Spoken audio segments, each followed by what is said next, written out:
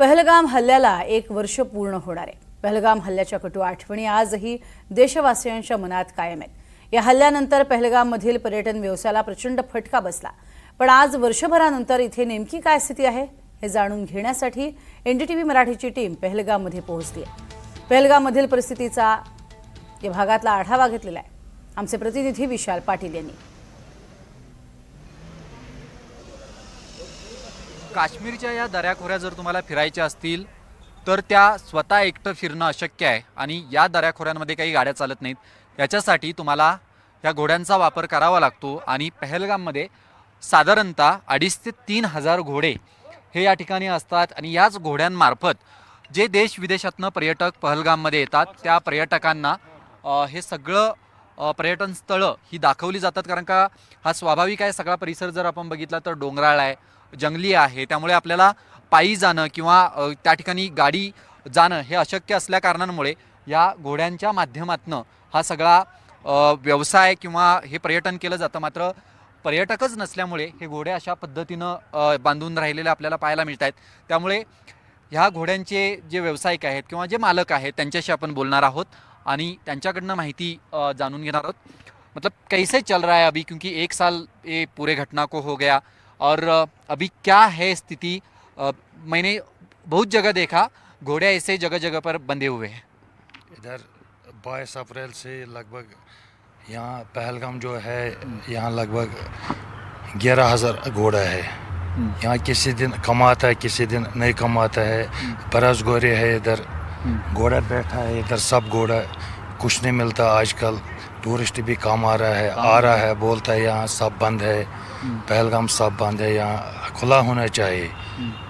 मतलब आपने बताया कि 11,000 घोड़े हैं, मैंने तो बोला 11,000 इधर तो 9 गांव है। एक एक गांव में लगभग 2500-2300 घोड़ा है। हाँ, मतलब यहाँ देखा जाए तो 2,500-3,000 है अभी।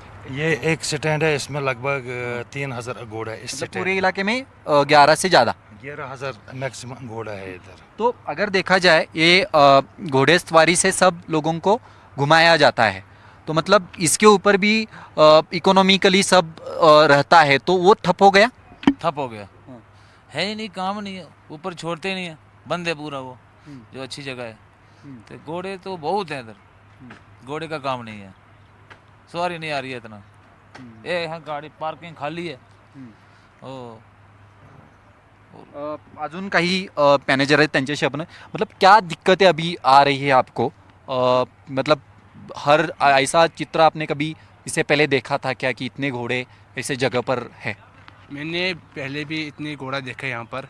मैं माध्यम से यही गुजारिश करना चाहता हूँ, जो यहाँ की साइट सीइंग बंद है वो ओपन होनी चाहिए। अगर हम टूरिस्ट को दिखाता है, हम रोड से जाता है, रोड से भी वापस आता है, उनको आगे भी मैसेज करता है वहाँ पर पहलगाम मत जाओ, वहाँ का साइट सीइंग बंद है।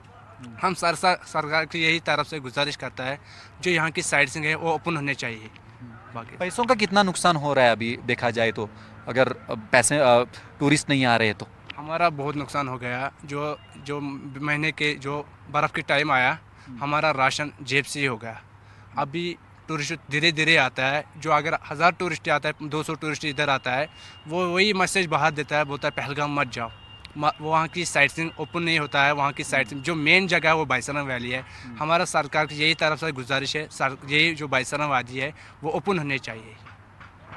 हे सगळे ह्या घोड्यांचा व्यवसाय करणं, घोड्यांचा व्यवसाय म्हणजे या घोड्यांच्या माध्यमातून पर्यटकांना ह्या सगळ्या दऱ्याखोऱ्या दाखवणं। मात्र येथे येणारे पर्यटक यांनी एक महत्त्वाचा मुद्दा मांडला की पर्यटक येणारेच सांगतात की ते आता तिथे काही नाही आहे, कुठे सोडत नाहीत आणि अशा पद्धतीनं सगळं शांत वातावरण पाहिल्यामुळे तो उत्साही मावळून जातो। त्यामुळे एक वेगळं स्थिती ही पहलगाममध्ये आपल्याला पाहायला मिळते। 1 वर्षापूर्वी दहशतवाद्यांनी हल्ला केला आणि हा हल्ला फक्त पर्यटकांवरती नव्हता, तर हा हल्ला पहलगाम येथील प्रत्येक घरातील नागरिकावरती, प्रत्येक व्यावसायिकावरती आणि जो तरुण काही करू इच्छित होता त्याच्यावरती हा हल्ला झाला आणि